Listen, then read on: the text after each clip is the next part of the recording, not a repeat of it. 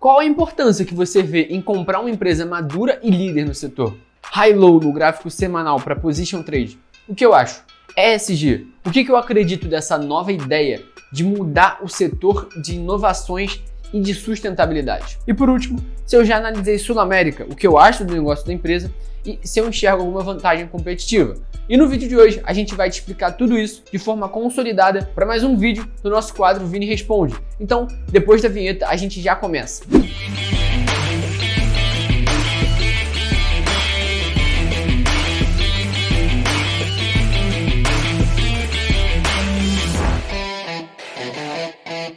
Bom, galera, de novo, a gente está aqui para mais um episódio do Vini Responde. Então, se você quiser mandar uma tua pergunta aqui e participar do próximo vídeo do quadro, manda ou lá no meu Instagram, @ViniciusPepeniro, que está aparecendo em algum dos cantos dessa tela, ou você manda aqui nos comentários do vídeo, tá? A primeira pergunta veio do Felipe, e ele perguntou: qual a importância que eu vejo em comprar uma empresa madura e líder no setor? E eu acredito que a maior importância disso tudo seja você entender que aquela empresa tem uma maior consolidação, mas ao mesmo tempo não vai te dar mais um crescimento absurdo, tá? Então, eu vou até me apropriar aqui do quadro, nem era o objetivo, mas eu acredito que quando você bota uma empresa na tua carteira, você tem que deixar bem claro qual o objetivo dela. Por quê? Porque, cara, se você não sabe o que ela tem que exercer, você pode se confundir. Por quê? Porque se você compra uma empresa madura e líder do setor, como você já falou, ela vai provavelmente andar um pouquinho de lado, um pouquinho para cima, passar por alguma dificuldade. Essa é a tendência dessas empresas. Então, tu não pode exigir uma coisa absurda da noite pro dia, tá? Ao mesmo tempo que quando você compra uma empresa pequena, você espera mais volatilidade no meio desse caminho.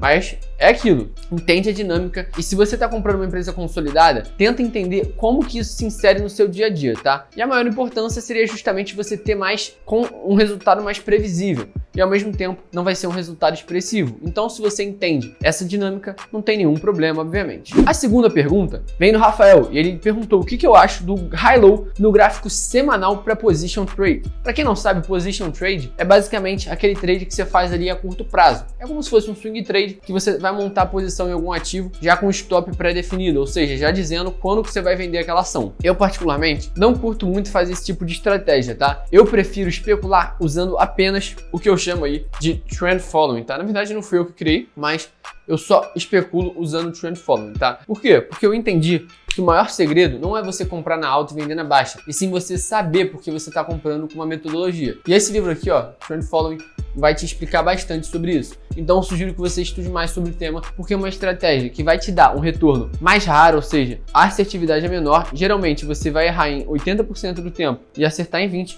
mas esses 20% são suficientes para te dar uma performance boa.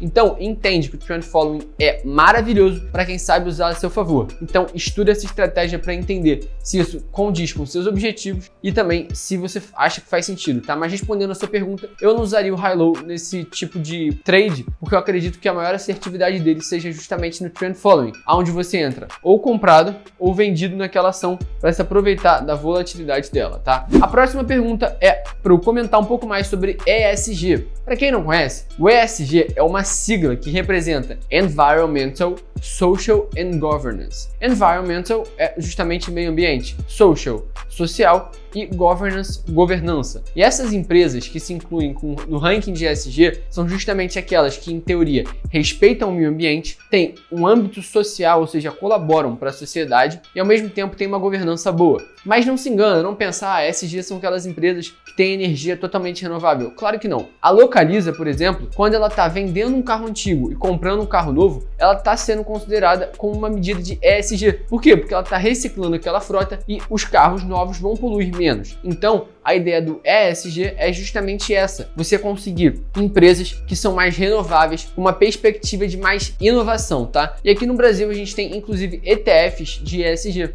E esse ESG se chama ESGB11, tá? É um ETF do BTG Pactual. E aqui, ó, eu vou até compartilhar a tela do meu celular aqui com vocês para mostrar na prática como é que faz para você encontrar esses dados na prática, tá? Então a gente está aqui no meu iPhone secundário. Aqui, ó, a gente abriu esse site aqui justamente para ver o constituinte, ou seja, a composição do fundo, tá? Então ele é majoritariamente composto por Itaúsa, Cielo, Lojas Renner, Banco do Brasil, Itaú Unibanco, Natura, Banco Bradesco, Embraer, Cogna e VEG, tá? Então, esse aqui é o índice, aqui tem mais explicando coisas, as características também estão aqui, justamente a data de lançamento, as taxas e a distribuição por setor também. Ele é majoritariamente do setor financeiro. Então, o que a gente pode tirar de insight disso tudo? É um fundo que investe em diferentes segmentos, focando aí em empresas sustentáveis.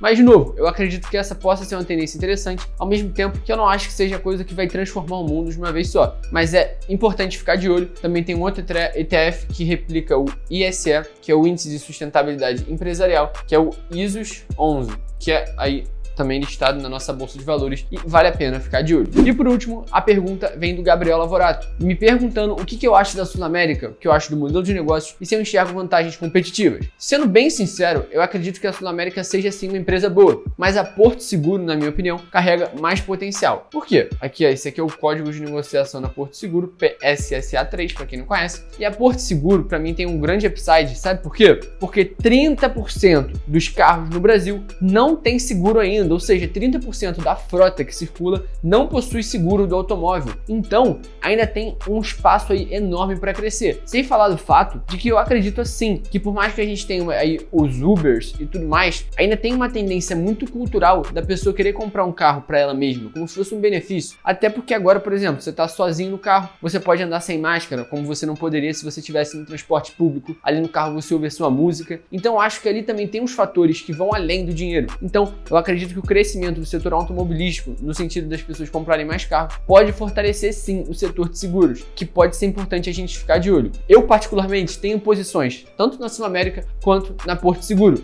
mas eu acredito mais na Porto Seguro, até porque ela tem ali uma parceria com o Itaú, aproximadamente 43% da Porto Seguro é do Itaú, então eles têm ali aquela parceria. E qual a vantagem disso? Se você chegar lá no Itaú e pedir para o seu gerente um seguro, provavelmente ele vai te vender um seguro embasado pela Porto Seguro. Então, não só é uma empresa com grande potencial, como tem uma grande instituição financeira balizando isso tudo por trás. Então acho importante a gente ficar de olho nessas empresas justamente para o potencial futuro. E as seguradoras podem sim se beneficiar de um movimento de alta dos juros. Por quê? Porque as seguradoras, elas pegam o dinheiro do cara, ó, você é essa pessoa aqui, ó, esse aqui é seu carro, você foi lá e fez o seguro do carro. Você deu um dinheiro para a seguradora, tá? Isso aqui é a seguradora. O que acontece? A seguradora, ela vai investir esse dinheiro em outros meios. Só que aqui no Brasil, eles não podem investir em renda variável. Eles só podem investir em renda fixa. E com os juros baixos, que a gente estava ali no patamar de 2%, é muito ruim. Por quê? Porque as seguradoras não conseguem investir muito bem. Só que com a subida dos juros, com a alta dos juros, a gente pode ver seguradoras se beneficiando. E é importante a gente ficar de olho nisso tudo para saber se beneficiar e entender o que está por trás disso tudo. Se você curtiu o vídeo, não esquece de deixar a tua pergunta pro próximo